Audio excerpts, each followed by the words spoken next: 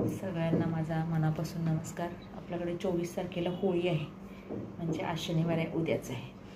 तर त्यानिमित्ताने हा व्हिडिओ बनवला आहे मी, कारण त्या होळीचा एक किस्सा आमच्या आयुष्यावर किती मोठा परिणाम करून गेला आहे ते मला तुम्हाला सर्वांना सांगायचं। त्यामुळे होळी खेळताना प्लीज जपून खेळा, दुसऱ्या लोकांची काळजी घेऊन खेळा, आपल्यामुळे कोणाला त्रास होणार नाही याची काळजी घेऊन, काही कुठलाही सण असू दे किंवा काही असू दे, हे दुसऱ्याला आपल्यामुळे जर त्रास झाला तर त्याच्या इतकं जगात मोठं पाप नाही।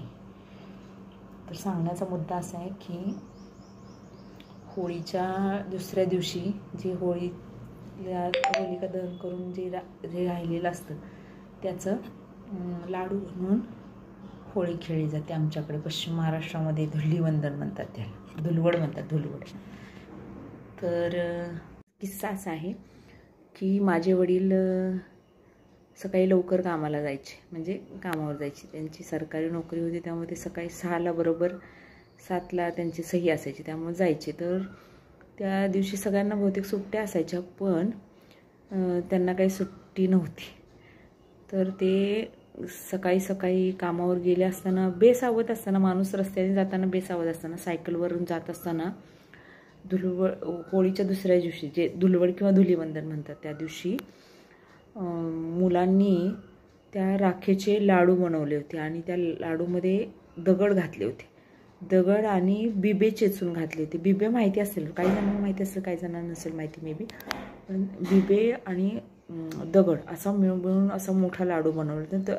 आणि तो लाडू कुठून मारला माहीत नाही, पण त्या मुलांनी मारला, म्हणजे फेकतात नाही का ते, तर तो लाडू फेकला आणि तो नेमका त्यांच्या उजव्या बाजूला, तोंडाला उजव्या बाजूला लागला। तो दगड होता, त्याच्यामुळं गाल आणि ओठाला तो दगड लागला आणि रक्त आलं, चांगलं होठ पण हे झाला होता। मी तेव्हा 4थीला असेल, तिसरीतून 4थीला जाणार होते, तेव्हाचा होतो हा किस्सा आहे। तर रक्त आलं त्याच्यातनं, मग जरा वेळ बसले, वाटतं ते लोक वगैरे जमा झाली आणि डॉक्टरकडे घेऊन गेली। तर ते डॉक्टरने काहीतरी तात्पुरतं औषध दिलं असेल मे बी, आणि तोंड सुजलं होतं चांगलं 4-5 दिवस, मला तेवढं कळत होतं, म्हणजे तेवढी मोठी होती मी। तर तोंड बऱ्याच दिवस सुजलं होतं चांगलं, 5-6 दिवस हे सगळं काळं झालं होतं। ओठ चांगला असा मोठा फुगला होता, उजवी बाजू पूर्ण अशी सुजलेली होती।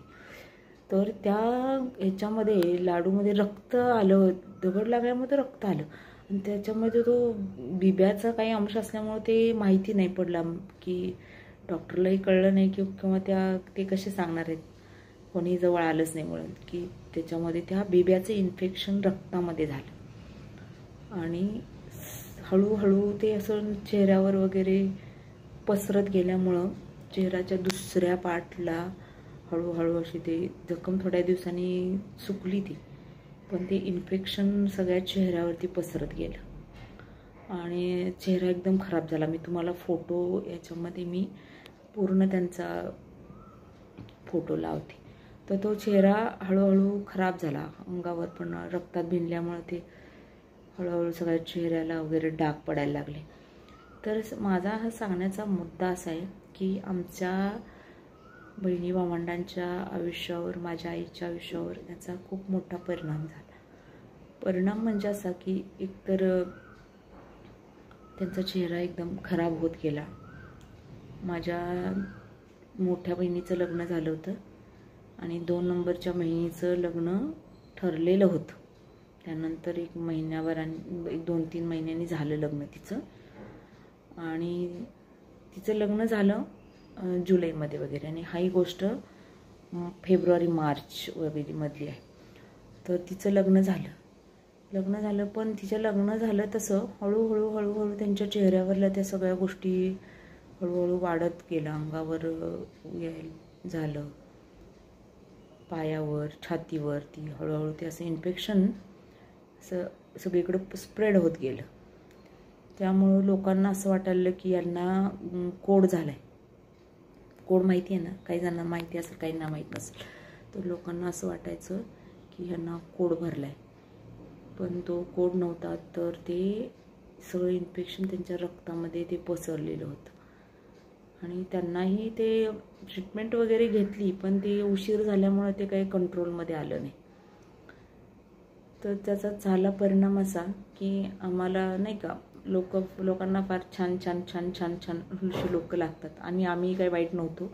आम्ही बहिणी भावंड, माझी आई, आम्ही हे सगळे सुदृढ व्यवस्थित असे होतो आणि वडीलही माझे काळे सावळे होते पण व्यवस्थित सुदृढ वगैरे होते. पण या किस्सामुळे त्यांचं आयुष्य बदललं म्हणा, त्यांच्या अनुषंगाने आमचं आयुष्य बदललं. तर खूप म्हणजे त्याच्यामुळं काय व्हायचं की लोकांना असं वाटायचं की जर या माणसाला असं स्किन आजार आहे तर ह्याच्या मुलांना पण होईल, ह्याचे म्हणजे पोरांना तर झालं. तर मेन प्रॉब्लेम कुठे येतो? लग्नाला.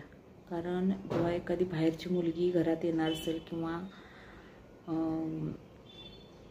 घरातली मुलगी बाहेर जाणार असेल तर समोरचे लोक पण खूप विचार करतात की तेव्हा तर करत होते, अजूनही करतात. आपण लग्न काय असंच करत नाही, कुणाशी जाऊन लग्न करतो का? नाही, सगळं प्लॅनिंग असतं आपलं लग्न करायचं किंवा घरात या गोष्टीच असतंच. तर लोकांना असं वाटायचं की या मुलांनाही झालं तर. पण देवाच्या कृपेने आणि माझ्या आईच्या नशिबाने म्हणा, आम्हाला कुणालाही काही झालं नाही. कारण ते त्यांच्याच रक्तामध्ये इन्फेक्शन झालेलं होतं. आम्हाला काय व्हायचा काही संबंध नव्हता, ते तसं काही व्हायचं. त्यामुळे लोकांना समजावत सांगत कोणाला समजावत बसणार आपण? कोणाला समजावू शकत नाही. काही गोष्टी असतात आपण कोणाला समजावू शकत नाही.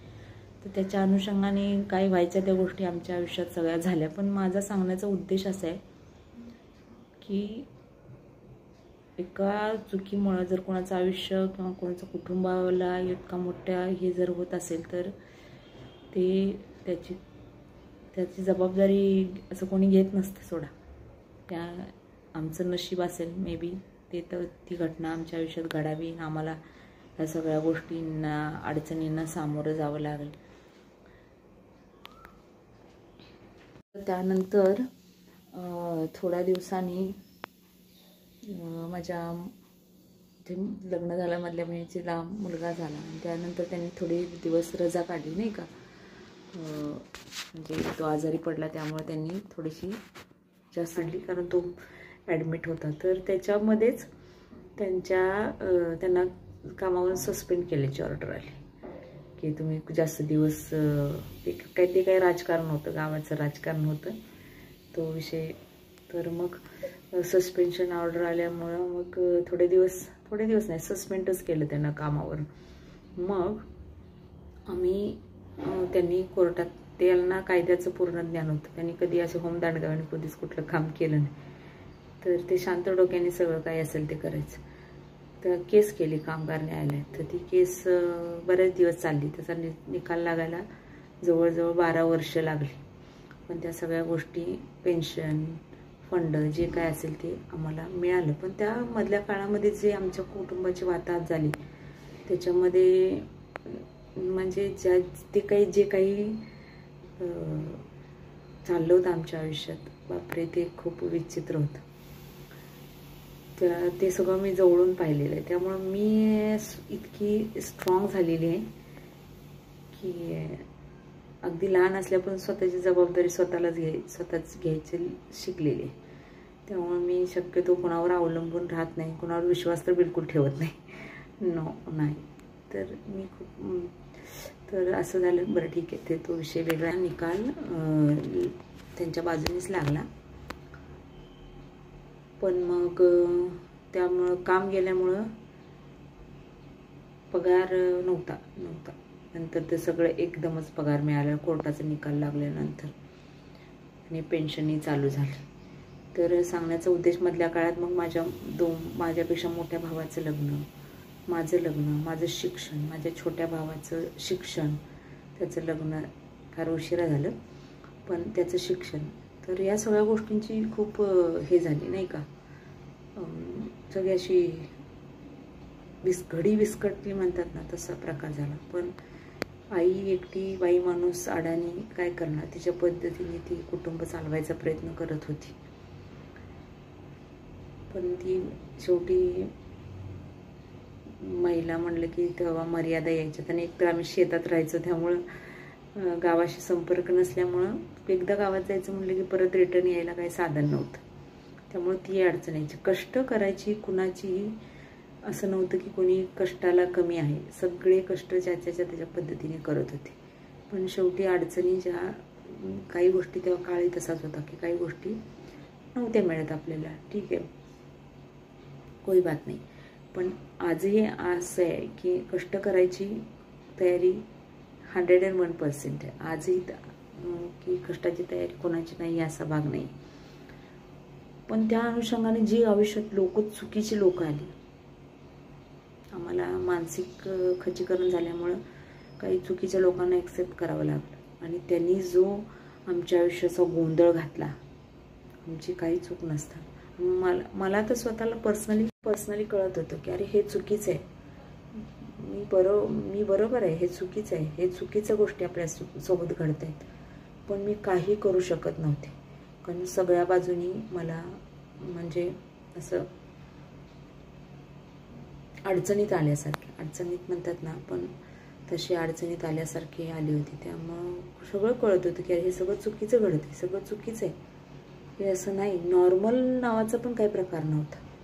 जो काही माझ्यासोबत घडत होता, माझ्या आजूबाजूला घडत होता, तो नॉर्मल काही प्रकार नव्हता.